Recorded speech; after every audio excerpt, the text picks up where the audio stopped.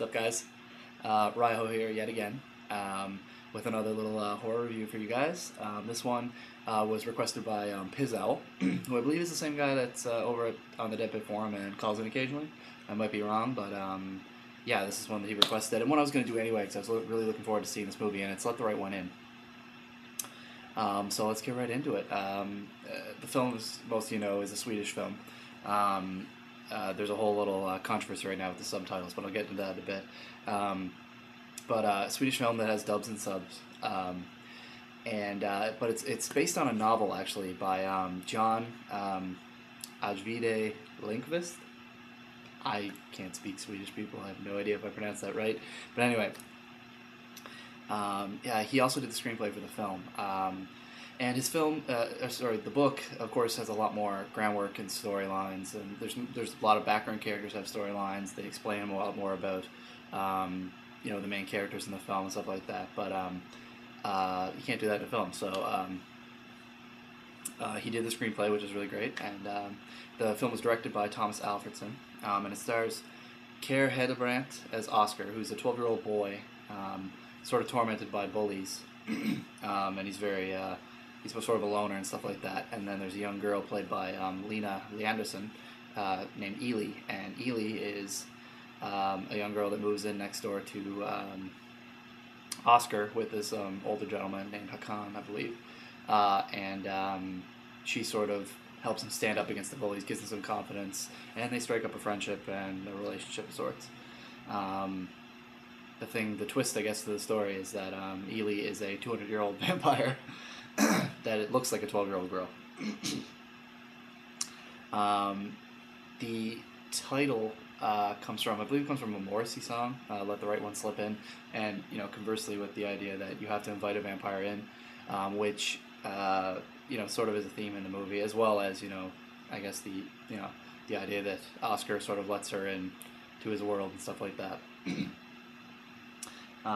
But the Americanized title, if you're looking for the book, I believe it's called "Let Me In," because they thought the title was too long, and it's just fucking bullshit. If a piece of work is called something, then leave the name alone. Don't fucking shorten it because you think people are stupid or something. It drives me fucking nuts. But anyway, I think if you're looking for the book now, it is published under "Let the Right One In" the States now because of the film. As far as the film goes, it looks great. It's sort of a stark, very dark world that they're in, and there's a great contrast between it's really snowy there, so like the dark night sky and the snow and stuff like that. Really nice, really nicely shot. It looks fantastic, and there's great music or lack thereof at some points, which really helps set the mood and the tension in the film.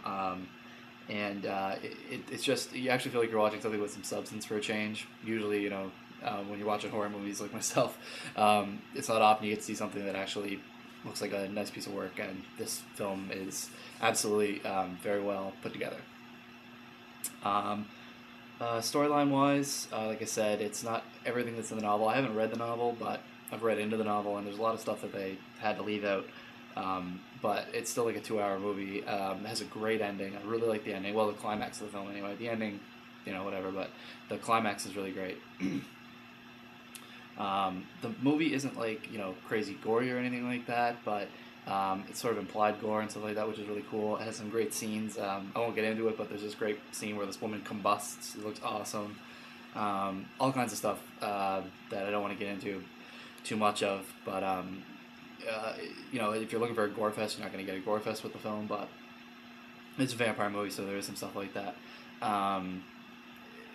There's also a lot of implied tension and things like that, and it works in a lot of ways. It's really well written in that you aren't given the full backstory to Ely, but you're sort of given bits and pieces, and as the viewer you can sort of put together some stuff about her that I won't go into, but there's some stuff that wasn't explained at all in the movie, like Ely's relationship with Håkan, who I would call her handler.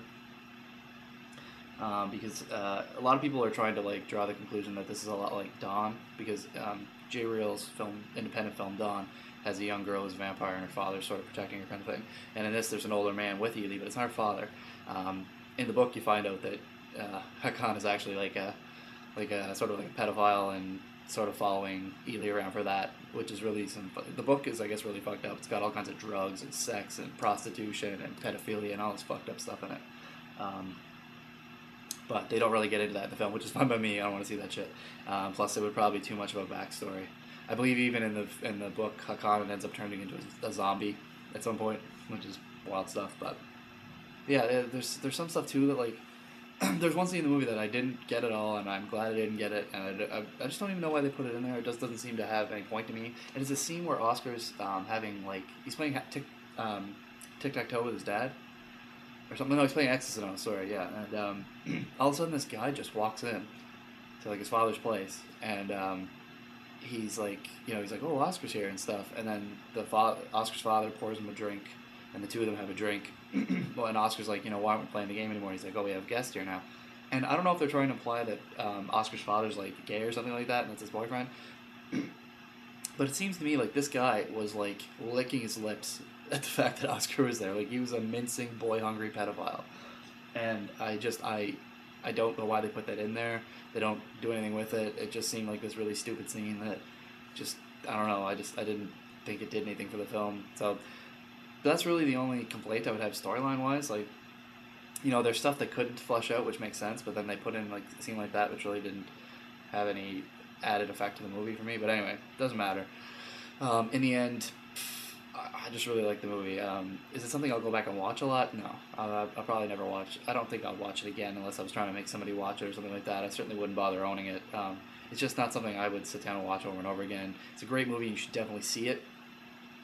But it's, for me anyway, like, if I'm going to watch a vampire movie, I'll watch something else. It's not something I would, watch over and over again. But it is, really great looking film and a great story and stuff like that. And just altogether, an awesome watch. As I mentioned before, there's a bit of a subtitles controversy going on. I think it was Icons of Fright posted a thing on their website showing the differences between the theatrical subtitles and the ones on the DVD, and showing that they don't have everything in there. And who cares that much? Like, really? I watched the movie and I knew about the pieces being missing, and I didn't really. You don't lose any of the story, if you ask me. Personally, that's just me, but I watched it in its original Swedish with the subtitles, and I don't think I lost anything from it. However, if you're kind of the purist that really wants to see it with the actual theatrical subtitles, they are releasing the DVD now. At a certain point, if you look on the back, it'll say theatrical subtitles somewhere on the back, and that's how you know that that's the DVD with the original subtitles. So if you're looking for that, that's what that is. Also, unfortunately with this film, it's being remade, which this is the same thing with Old Boy that I mentioned in my remake video a while back, that I just remaking movies that are like, Old Boy is a really great film, and you should watch Old Boy. It looks great, it's new, it's current, great storyline, and when they remake it, there's stuff that they're not going to put in it because it's American audiences. They're just not going to put it in there. They're going to make it Americanized, and it's going to be Will Smith acting in it and all this different stuff. It's not going to be the same film. It's not going to be as good, and it doesn't matter. There's no point in remaking when there's another film there that's just fine in its own right. It's the same thing with this. I think Tomas Alfredson, the director of the Swedish version, said, he's pretty pissed off they're going to remake it, but it's going to come out in 2010. Matt Reeves, who did Cloverfield's directing, and I know the author's happy about it, mostly probably because he's getting a huge paycheck from it, but he's saying that he thinks that it's not going to be a remake of the Swedish version, but a better version of the film according to the background stuff, like the background material, his book, which is not true at all. There's no way they're going to put in any more of the stuff that was, there's no way they're going to put in all this shit that, like I mentioned, that wasn't in the screenplay of this one. This dark stuff with prostitution and sex and pedophilia. There's no way they're going to put that stuff in there, because that's not the sort of stuff that would make it into an American film like this. It's going to be a glossier version of this film with, 16-year-olds instead of 12-year-olds. It'll probably be like Zac Efron and Miley Cyrus playing the two fucking roles in it. And it just, there's no way it'll be... And no way it'll be any, I don't know, what's the word I'm looking for,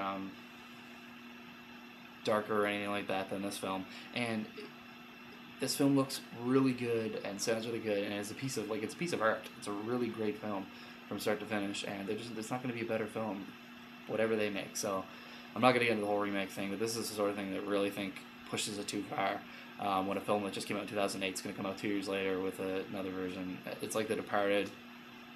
I'm not going to get into it, but anyway, you should see this movie. I definitely recommend seeing this movie. Like I said, for me, it's not something I'd watch a lot, so I wouldn't buy it, but rent it, check it out. You got to see it. Just to see a vampire tale with a bit of a twist. Something different. Something different, guys. So anyway, that's my review of Let the Right One In. Hope you enjoyed it, pizowell, and I hope you guys all enjoyed it as well. Yeah, I will talk to you soon. Peace.